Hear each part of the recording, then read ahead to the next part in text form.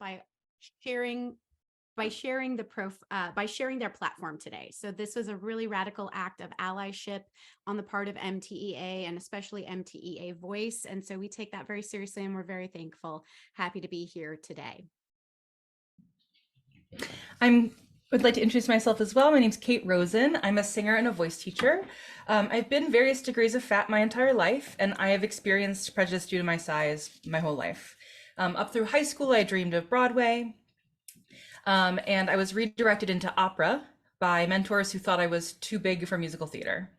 In recent years, I have reclaimed my love of Broadway by training in contemporary styles and becoming a musical theater specialist in my teaching work. I also started a fat liberationist offshoot of my voice studio back in 2021 called Fat Joy Voice to serve musical theater singers in fat bodies who have been traditionally underserved and mistreated in mainstream musical theater training. The response to the launch was extremely positive, and it underlined the need for more voice training spaces to be intentionally inclusive of fat singers. Much of my research really focuses on eliminating marginalization within the voice studio, but this issue of anti-fat bias is also personal for me. I experienced some weight gain myself due to perimenopausal hormone shifts, and no matter what diet or exercise program I tried, I really couldn't lose any weight. When I asked for support from my medical doctors, they just told me to double down on my diet and exercise. So I starved myself and I exercised to the point of injuries. I tried that for 3 years and I never lost any weight. When my daughter was diagnosed with anorexia, I realized that I had been modeling disordered eating habits, body dysmorphia, and generally being really unhappy with my body, all at the behest of my doctors. I really decided to accept my larger body as the new normal, ultimately, and to seek healing for myself and my daughter. This journey made me realize that bodies and size are very personal, very complex, very nuanced. I also realized that my thin privilege and implicit bias had really prevented me from seeing what the world was like for people in larger bodies and from considering size-inclusive pedagogical practices and what that would mean for my students. Around the same time, a pretty infuriating article came out in the Journal of Singing about how singers should just exercise and therefore become thin so that they can get jobs. And Kate and I, among many others, were pretty furious. We looked into the literature for inclusive pedagogy guidelines, but all we could find was reaffirmation of the bias that singers should just be thin. This is often presented through fitness advocacy or underpinned by medical misinformation and moral judgment.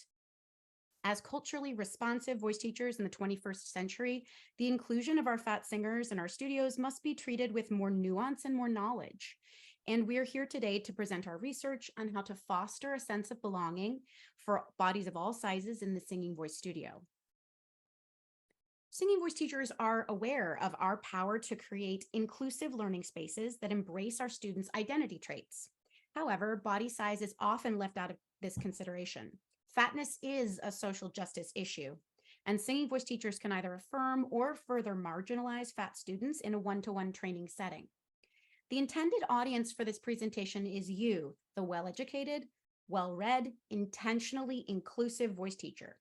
Because anti-fat bias is one of the few remaining yet still widely tolerated cultural biases, it's insidious and it often hides in plain sight. We may or may not be operating under an implicit anti-fat bias, and thus could potentially unintentionally harm a student through words or actions. Our purpose today is not to shame anyone for an implicit anti-fat bias, but instead to call us all in to consider intentional best teaching practices.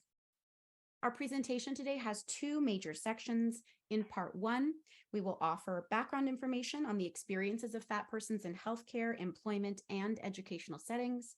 And in part 2, we will explore tangible pedagogical modifications to foster the sense of belonging for all voice students, including fat students.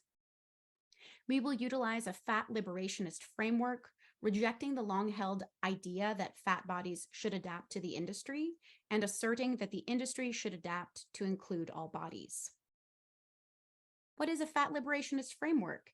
It's the belief that all people are fully entitled to human respect and recognition, and to equitable treatment under the law and within our culture.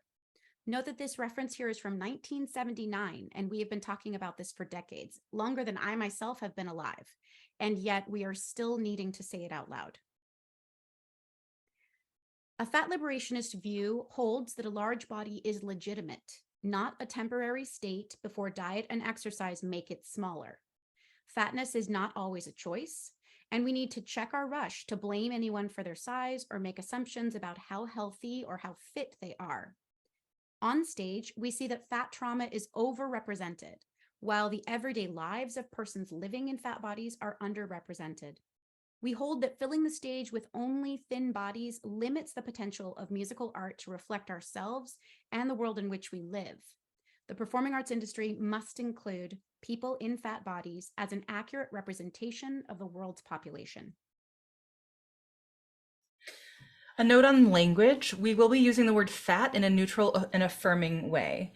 One of the ways that fat people are disempowered is by being stripped of a positive identifier, a word under which we can connect and congregate in our shared experiences. The fat community has reclaimed the word fat as a way to neutrally or lovingly describe our bodies. Please note that we are not generally using the offensive and pathologizing terms overweight or obese, which are considered slurs. Since these terms are often used in medical contexts, we will be using them in quotation marks as needed when discussing medical fat phobia. If fat is an uncomfortable word for you, then consider large-bodied as a less polarizing substitute. Additionally, it's important to note that fatness is a spectrum. In the fat community, differences of levels of fatness are sometimes delineated because levels of privilege, prejudice, and access vary by the size of the individual. Categories include small fat, mid fat, large fat, super fat, and infinifat.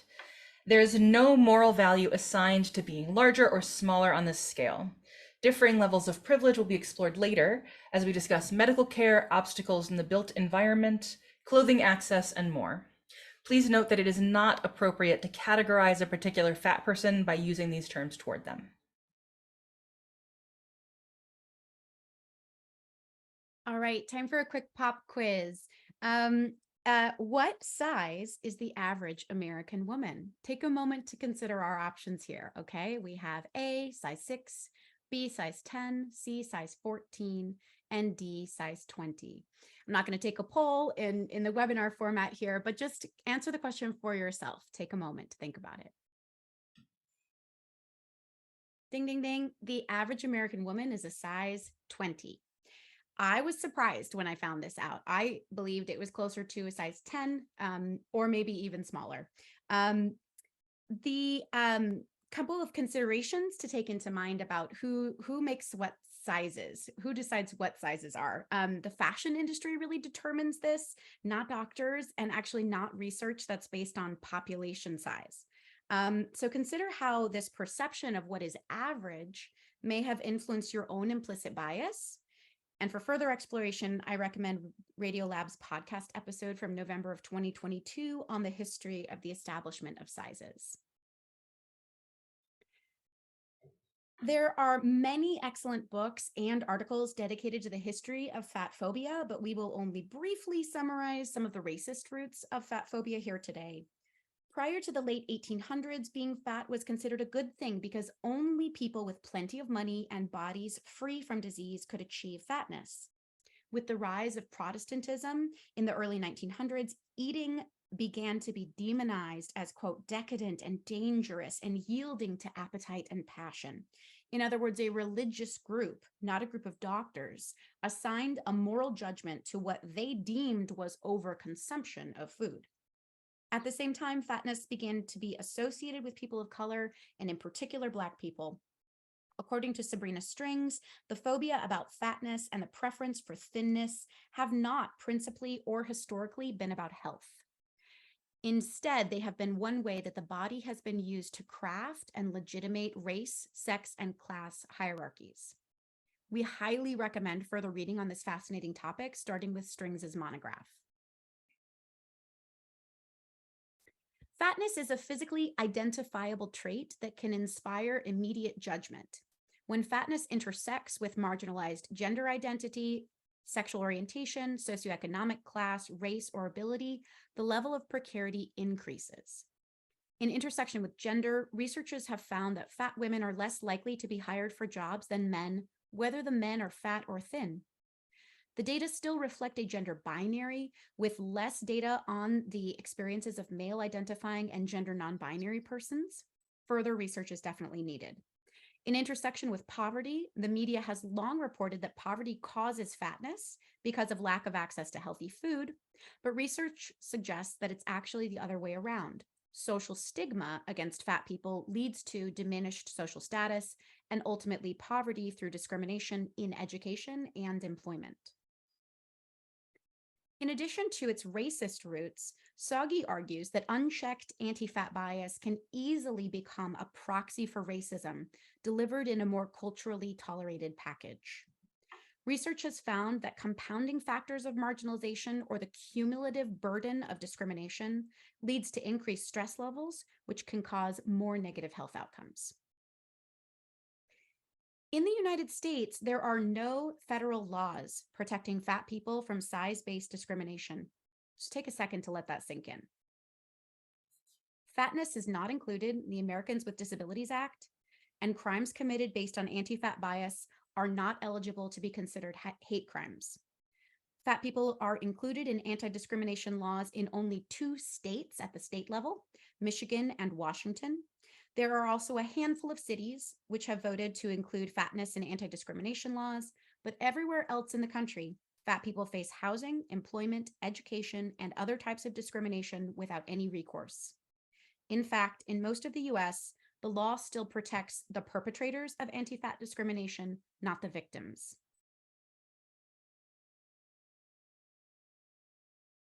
Back to you, Kate. Sorry. Fat people face extremely restricted access to clothing, especially in brick and mortar shopping. Though the average American woman wears a size 20W, only 19% of the clothing made is for plus sizes, and much is only available online. Lack of access to professional presenting clothing impacts education and employment and contributes to the erroneous stereotype that fat people are lazy because their clothes may be too ill-fitting or informal. When traveling, if luggage is lost, fat people have severely limited access to clothing on the go. Singers often need to find specialized clothing for performance, and the selection and accessibility for gowns and other formal wear is also extremely limited, as well as higher in cost. There are many obstacles as well in our environment that we interact with every day.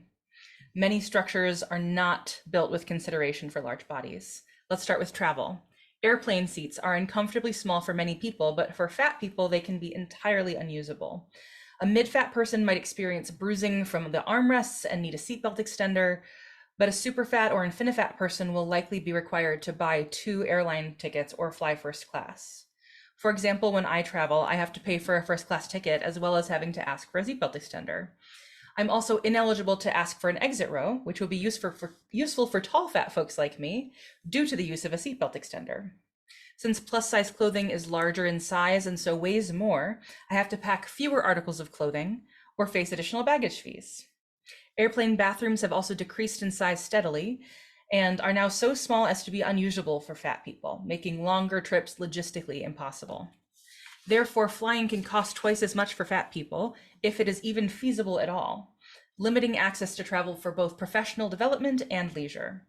This economic disadvantage comes atop huge wage disparities for folks in larger bodies.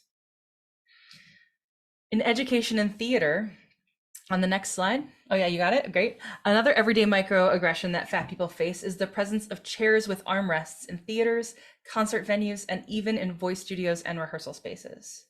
Fat people often cannot fit in chairs with armrests, but they can fit in a chair without armrests.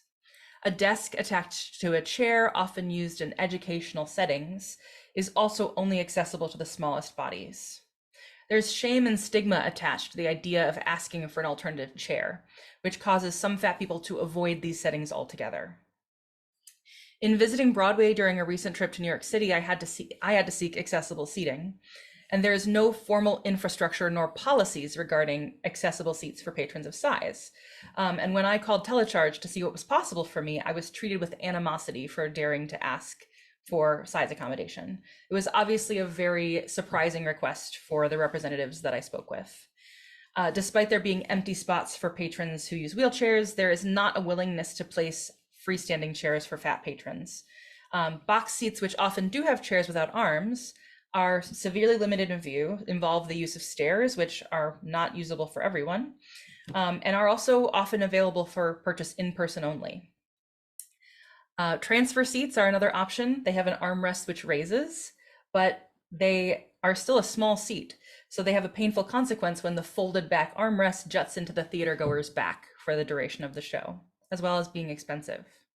You can see that these accommodations are not designed for fat folks and are not creating true access for us in theater. I am not aware of any performance venue that specifically and easily offers accessible seating for patrons in larger bodies. Fat stigma often rests in the false assumption that fat people become fat through laziness or through fault of their own, when in truth there are countless factors that influence a person's weight. The expectation that fat people are failures at achieving thinness has tangible consequences in health outcomes. Fat stigma harms people at all body sizes and health factors. Research has found that weight discrimination was associated with an increase in mortality risk of nearly 60% for people of all body sizes, not just for fat people. The presence of stigma alone is a risk factor in mortality rates. Research has shown that weight discrimination is associated with decreased exercise.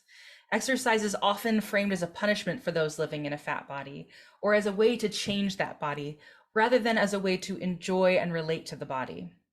It is also difficult for fat people to use exercise facilities due to both fat-phobic bullying and concern trolling.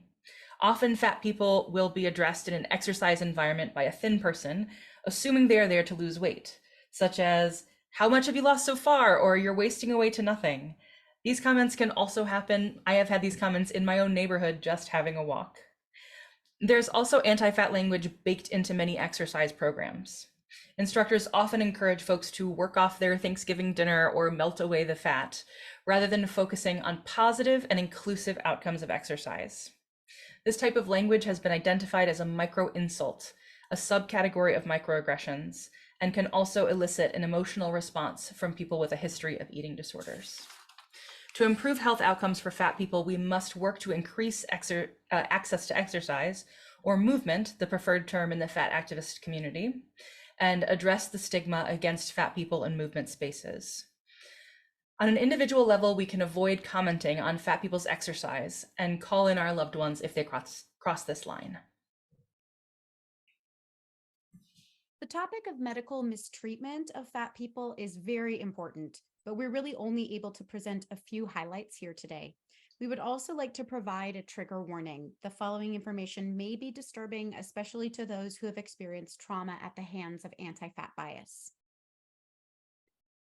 Generally speaking, people in larger bodies experience stigma and mistreatment in the medical arena. Fat patients who become ill or injured are often told only to lose weight without any other treatment plan for the acute issue at hand. Bad experiences with weight-centric doctors can lead to mistrust and avoidance of care, which can further compound already dangerous medical neglect. The Body Mass Index, or BMI, is an example of a faulty tool which is used to discriminate against fat people, but it is packaged as an objective measure of health. BMI is defined as a person's weight in kilograms divided by the square of the person's height in meters. Because only height and weight are used to calculate BMI, please note that no measurement of bone, muscle, or fat composition is taken into consideration. The BMI was developed by Adolphe Quetelet, a mathematician and statistician, not a physician, back in 1832. He intended for the BMI to be used as a measure of public health, as in the quote obesity level of the general population, but not as a measure of individual health. The squaring of height means that tall people will yield a higher BMI, implying that they are more overweight than they are, and short people will yield a lower BMI, implying that they are more underweight than they are. When measuring a large population, this all averages out, but when you're measuring individuals, the results are just inaccurate. The formula could become more accurate for individuals with a slight update, but physicians have not integrated the update, and they continue to use the 1832 formula. This faulty tool is then used to discriminate against people in the 21st century. For example, BMI measurements are used to calculate qualification for certain medical procedures, medical and life insurance rates, and employer-sponsored, quote, healthy discounts on insurance premiums. The so-called obesity epidemic has been very damaging to fat folks. The labeling of fatness as an epidemic akin to a contagious disease was done by the medical industry itself, and it sent the world into a fat-phobic panic. In 1999, the Journal of American Medical Association published its first themed issue on, quote, obesity, wherein researchers asserted that obesity caused 300,000 deaths per year. This was not, in fact, causation, but correlation being misrepresented. The same flawed research was replicated in 2004, and the number increased to 400,000 deaths. Nevertheless, this research yielded huge amounts of funding from the US government, the NIH, and the CDC, and through the media, it significantly amplified anti-fat bias in the general population. In 2005, a new study was conducted, and this time proper research methodology was employed. Correcting the sample and control problems from the earlier studies, researchers found that people in the overweight category of BMI actually had lower mortality rates than people in the normal weight category. They also asserted that obesity and overweight status combined may only be correlated with approximately 26,000 deaths, not 400,000. Unfortunately, this research was seen as a threat to the funding for the war on obesity because the numbers didn't support fear-based messaging. In essence, the medical industry benefits financially from losing the fight against a disease that they invented.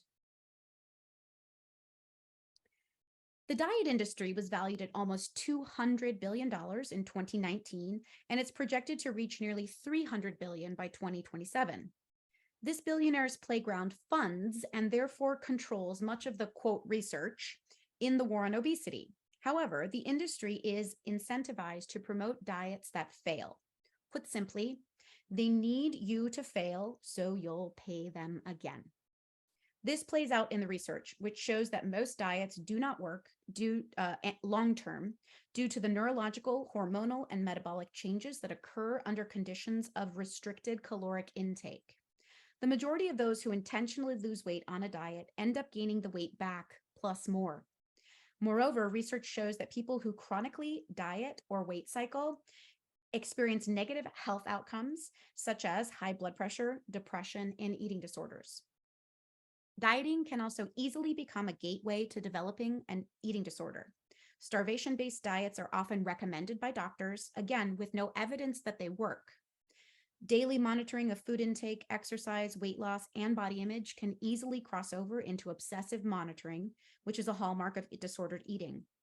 Under the influence of internalized and institutional anti-fat bias, the serious risks of dieting are often ignored, minimized, or just accepted.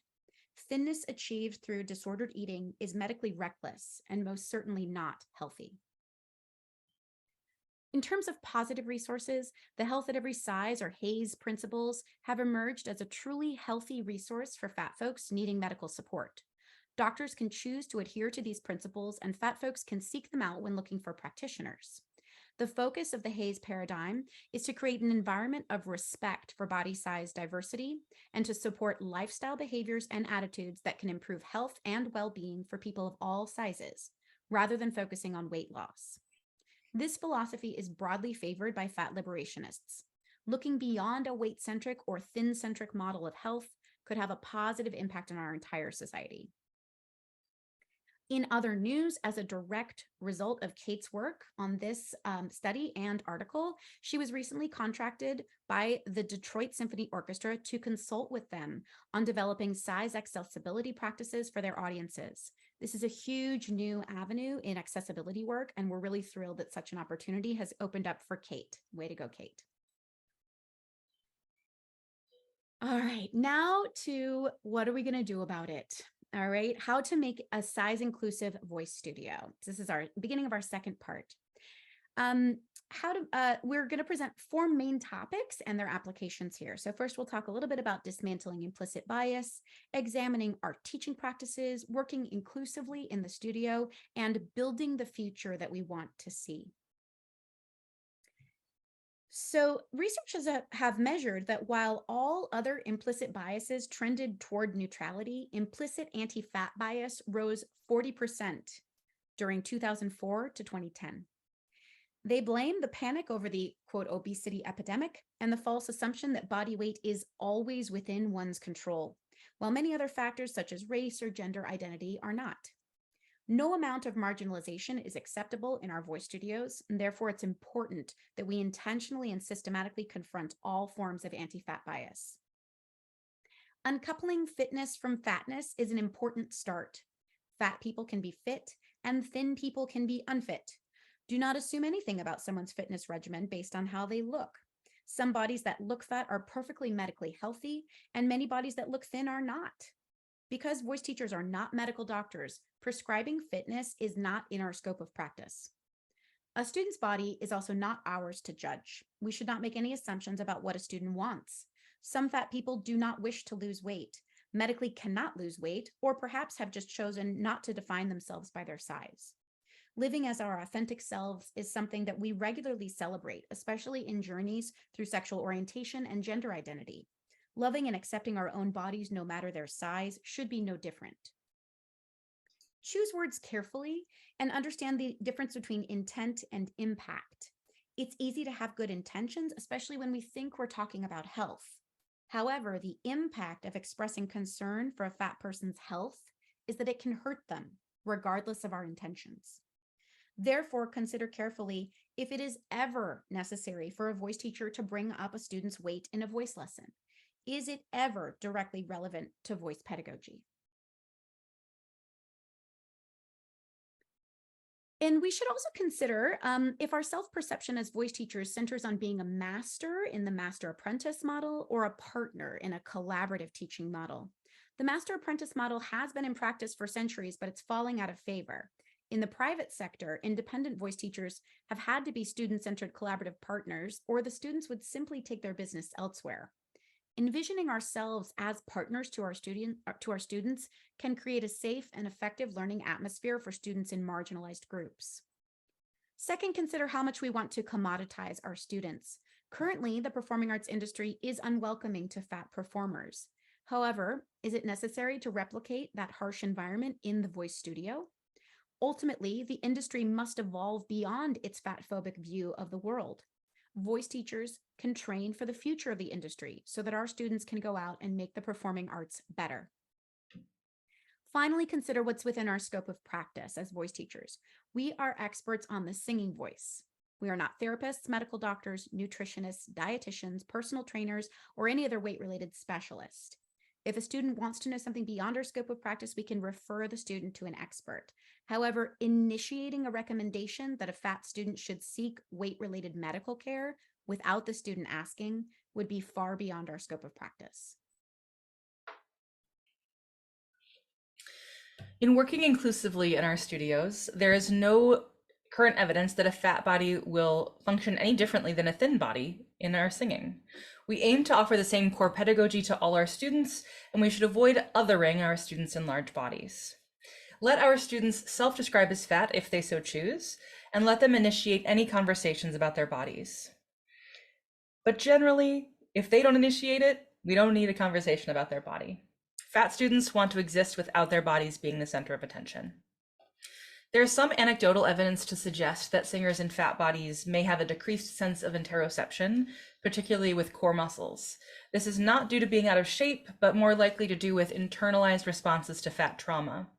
Fat people are often instructed to suck in their tummies from a young age and generally learn to treat their bodies as adversaries, interrupting the development of a connective relationship with one's physical form. Teachers are encouraged to approach breath management strategies with curiosity, questions, and tools. It is not emotionally safe for students to hear comments on weight loss, body shape, or body size, including assigning good or bad values to food. Do not compliment students on weight loss. Often teachers will bring up these topics relating to their own bodies, but even then they can evoke painful memories, past trauma, or activate disordered eating. Consider pedagogical terminology that is rooted in fat phobia. When I was told as a young singer that I had too much weight in my tone, it added to the shame of already feeling that I had too much weight on my body. Additionally, words like weight are figurative in singing, but I remember taking it somewhat literally when I was learning singing. If I couldn't figure out how to slenderize my body, how could I possibly slenderize my sound or my voice? More literally, I may have been using too much subglottal pressure or thicker vocal folds than needed for the phrase. Consider what words could have been used here instead of weight to be both less activating and more accurate. A good rule of thumb is, if you can imagine a word being in a diet or fitness ad, then search for an alternative. Here are some examples. Heavy, weight in the sound, husky. Light, slender, thin, slim, and taut. Try grounded, earthy, thick vocal folds, muscle, roughness. Thin vocal folds, stretch, flexible, release, narrow, and tension. We recommend retiring the practice of pedagogical touching. If we use pedagogical touch, we must ask for consent first. However, there is a power dynamic at play. The teacher has power over the student. And because of this power disparity, the student can never give true enthusiastic consent to be touched. Fat students are at an even greater disadvantage, as they are often already pushing their bodies beyond what is comfortable, and they encounter body objectification regularly. Recent research shows that adults with trauma history can have negative responses to interpersonal physical contact, even with consent. Since learning about the trauma history of our students is far beyond our scope of practice as voice teachers, we advocate strongly to stop pedagogical touching entirely. Let's think about accommodations. Include fat bodies in thinking through studio spaces, restrooms, concert halls, theaters, and waiting areas. While it's customary in voice lessons to have a student stand for the duration of the lesson, this practice is not inclusive of all people. Offer a chair without armrests for the student and give explicit permission to use it as needed. When a student who is in a larger body has physical limitations, they are more likely to experience shame and stigma when others assume that the limitations are related to their weight. So it is up to us as teachers to create an explicitly inclusive environment. Reconsider the staple use of a full-length mirror that the student faces for the entire lesson. Students often become distracted by their appearance in the mirror, adjusting clothing or primping, which may be a sign of discomfort. Research has shown that dancers who were taught with mirrors had a higher level of body dissatisfaction and experienced weight loss compared to those taught without a mirror. We can extrapolate this finding to the voice studio. Adding a covering for the mirror, which the student can choose to open or leave closed, and offering a hand mirror will allow the student to choose a comfortable level of usage and duration. Think through physical practices in a voice lesson, such as stretching, using props, getting down onto the floor, and so on. Will these physical demands work for our fat and or less able students? Is there an accommodation that we can offer that will make it accessible for them? If you use studio props, such as an exercise ball, have you sourced one with a high weight limit?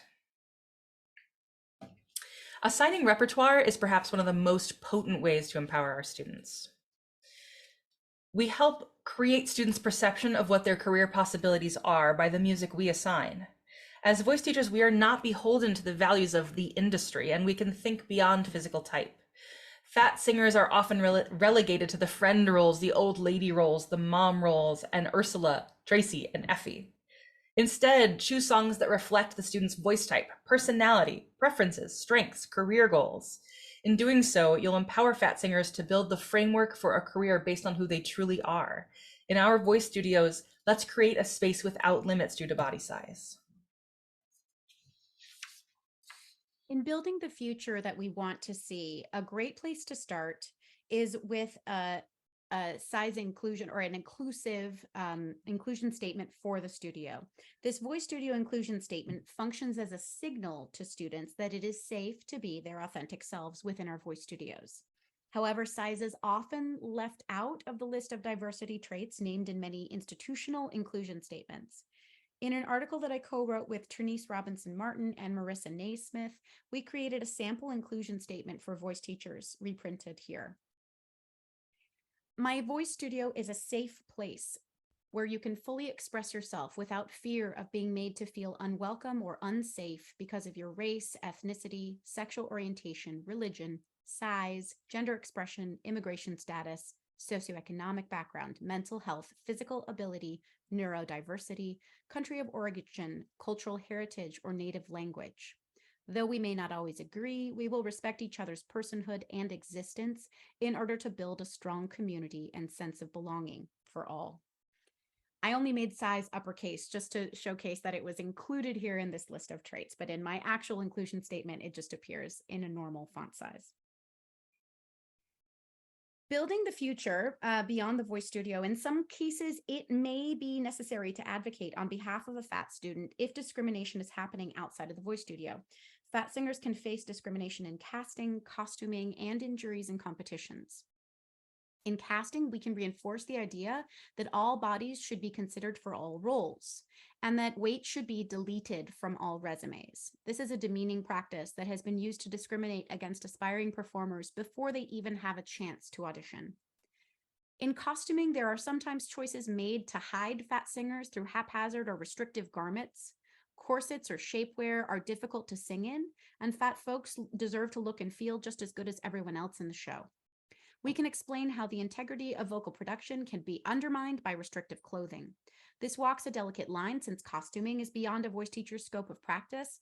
However, it can also be an opportunity for interdisciplinary dialogue and brainstorming collaborative solutions. Juries or any kind of evaluated singing performance can be a wonderful opportunity for students to hear feedback from other teachers. However, some evaluators feel emboldened to comment on a student's size, even if it's not relevant to their performance. First off, make sure there's a rubric so that the criteria for adjudication are clear. Ensure that any reference to appearance is clearly defined and limited in scope. Do not allow students to read comments from adjudicators until we've reviewed them ourselves, and report any inappropriate comments to the highest authority. We all know how one well-intentioned comment can devastate a student with its impact. And probably most important of all, keep learning. Cultural humility is a daily act of reflecting upon ourselves and our interactions with our students and revising best practices to respond to the evolutions of our culture. The practice is ongoing and it never reaches a static solution. Continue to read and learn about the marginalization of fat people. Follow fat creators on social media to normalize fat people's legitimacy and personhood through our everyday scrolling. Promote work that aligns with our values so that students see acts of allyship and awareness in our everyday actions. We can all teach for the world that we wish to build. Far more research is needed to examine the experiences of fat students in one-to-one singing voice lessons. We have launched a study on this very topic and are working to bring some of the first research of its kind to our field. Please scan this QR code to access the registration form for our study and share widely. Additionally, we call upon all voice teachers and pedagogical researchers to create more trainings, publications, and resources for how to work with fat students in the most affirming way. Singing voice teachers need customized training to offer culturally responsive voice pedagogy to our fat students.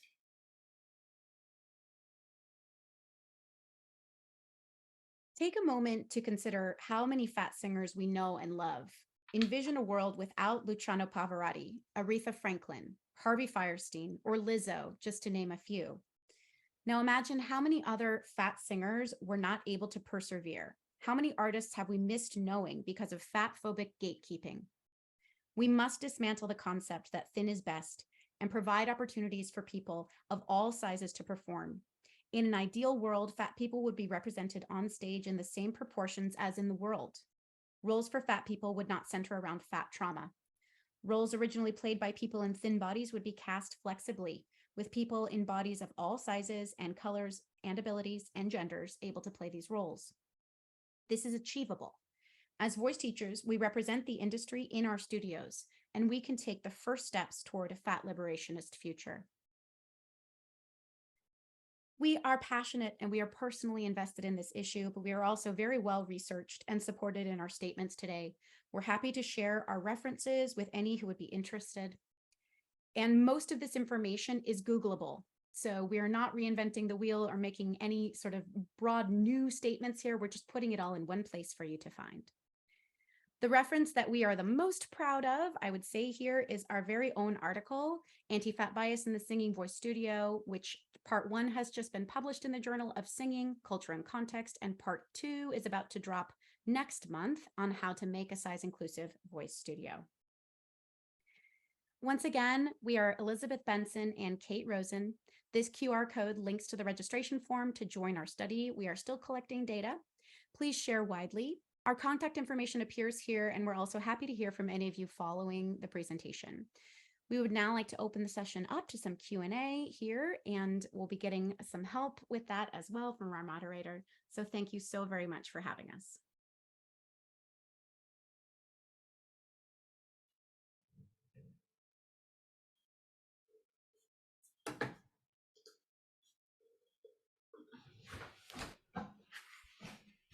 All right.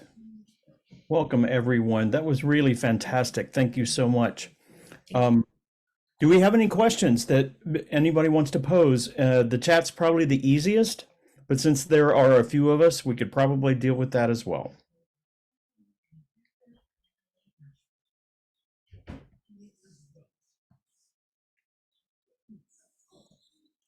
I find that your recommendations for an inclusive studio are really beautiful and span the gamut of not just anti-fat biased, but also inclusivity in general. So I thought that was really wonderful. Thank you. Thank you.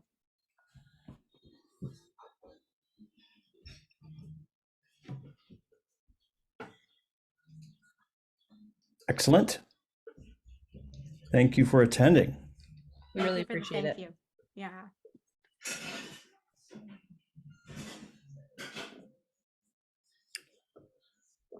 Awesome. Well, I think if we're limited amount of questions, do you guys have anything you'd like to pose as possible discussion material?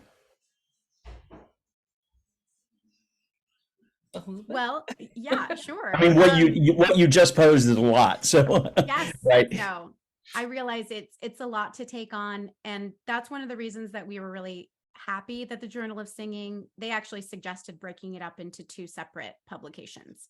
And at first, we weren't sure that that was the greatest idea, but then the longer that we thought about it, we thought it's actually a lot of information. If this is new to you, this is a lot to digest.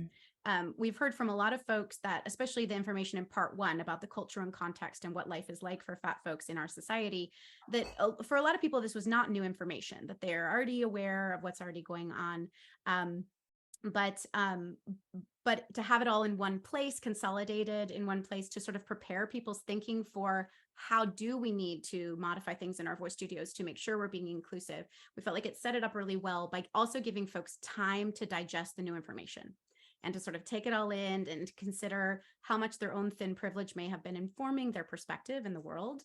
The world is favors, it's built for thin people. And so that is something that if you are in a thin body, you wouldn't have necessarily had a reason to consider that certain spaces, including in education and employment, are just not available for folks in larger bodies. And so it takes some time to kind of digest it all. So we were glad ultimately of that publication timing.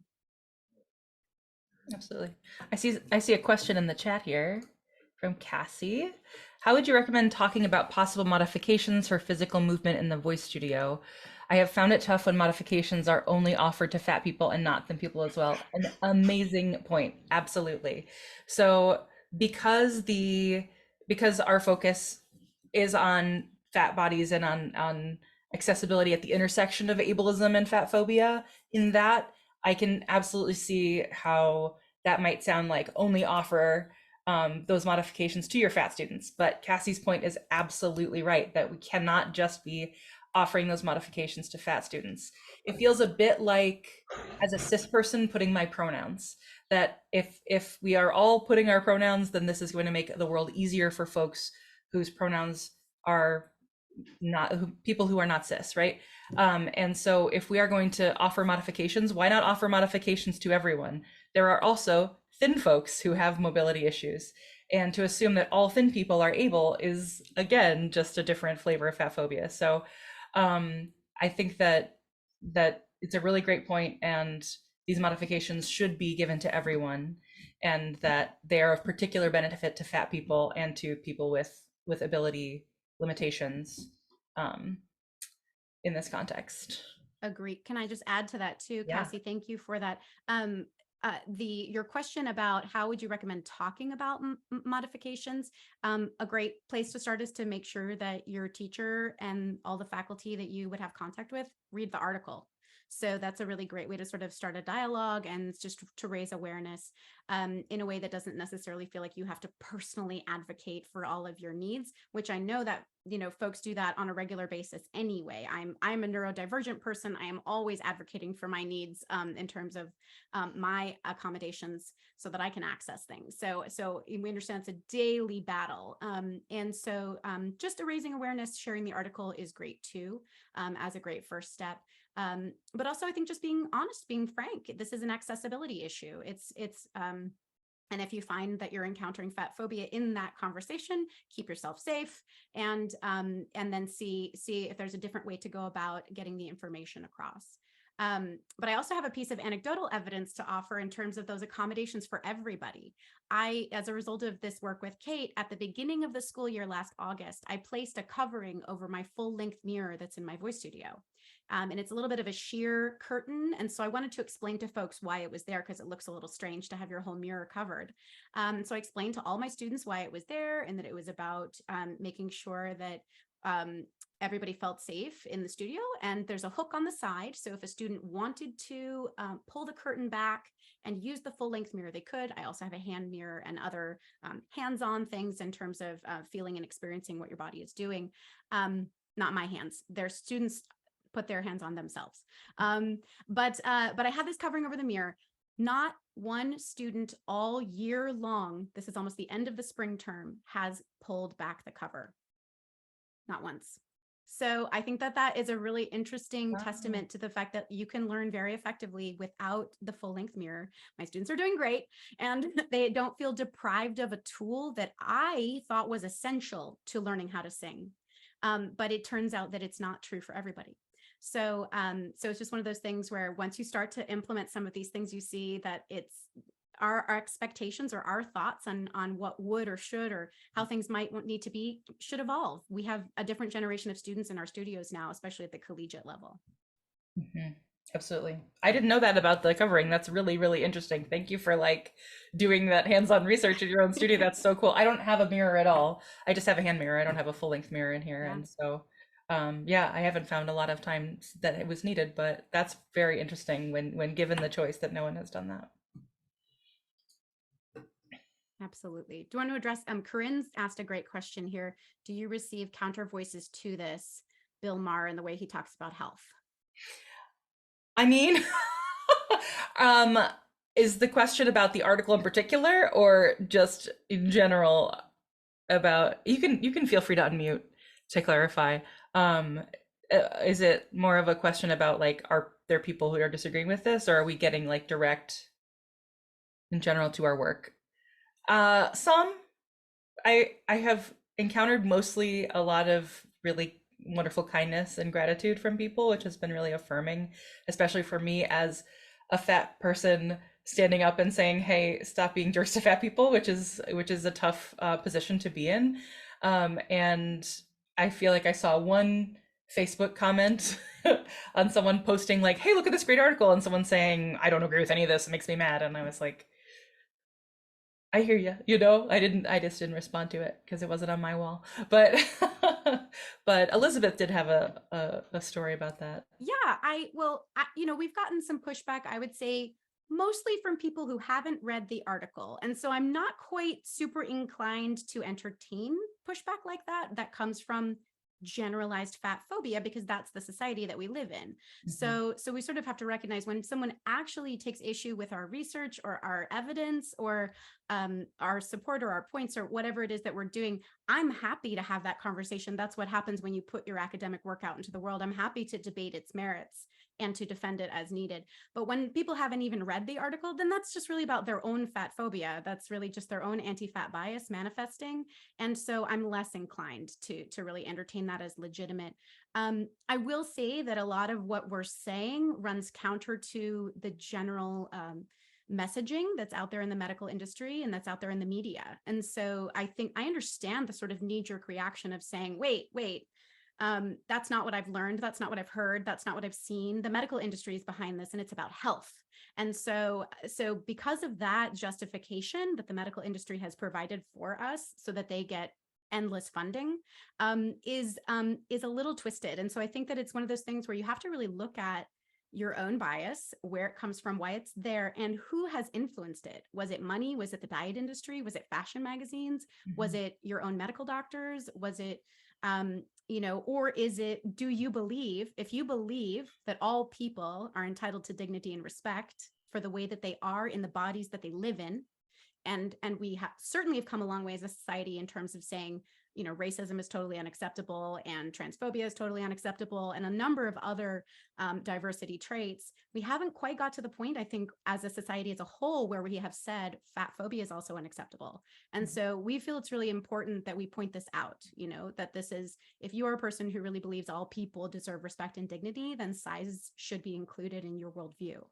So, and it's not really okay for you to say, yeah, only some people and not others. So that's, I think, where in terms of preparing for the counter arguments, if someone has a legitimate argument that like I didn't support with enough evidence, or my source was somehow, not a good one, I'm happy to talk about that. Like I said, you can look at all the references and they're all in the article.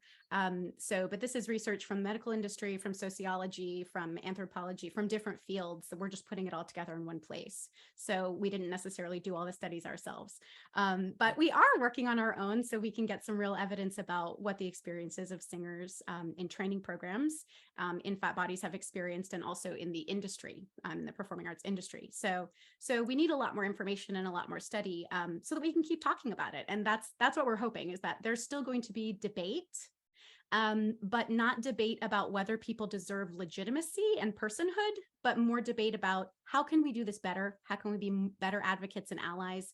How can thin people change their perspective so that they are also thinking more inclusively all the time?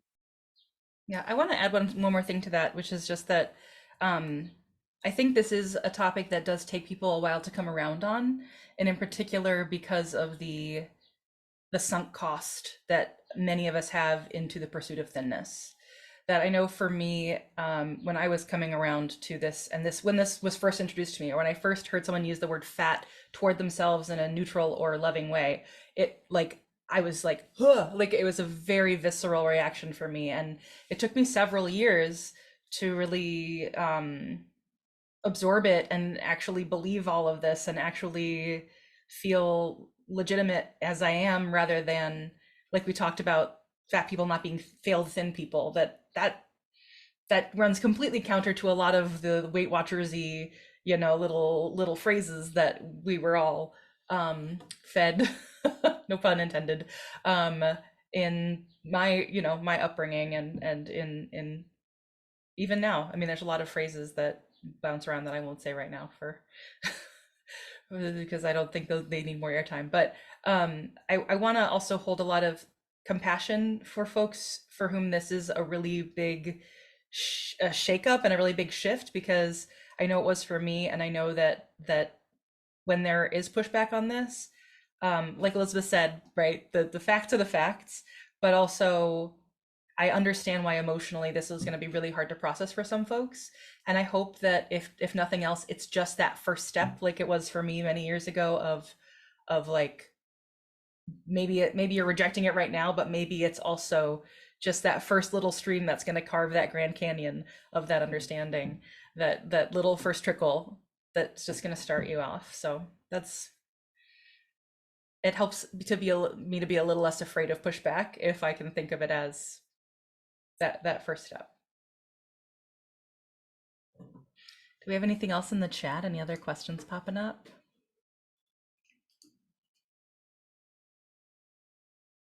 Okay, cool. I don't see any. I think we're competing with the final performance of Phantom of the Opera this evening. Oh, well. Right.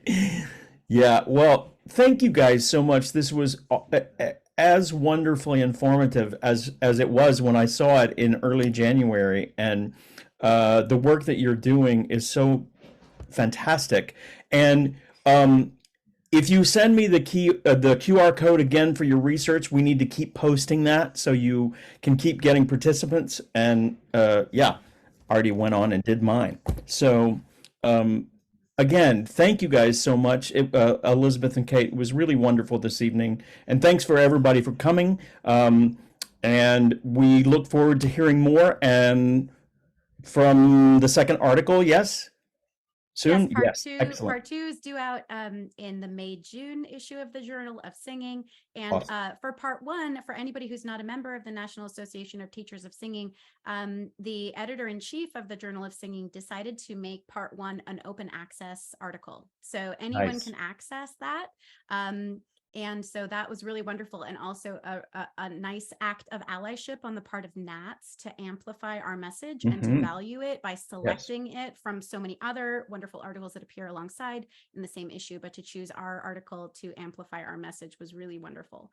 So like Kate said, you know, we've had, generally speaking, a surprisingly warm welcome, and we we're really delighted and surprised to see how ready our community is to have this conversation.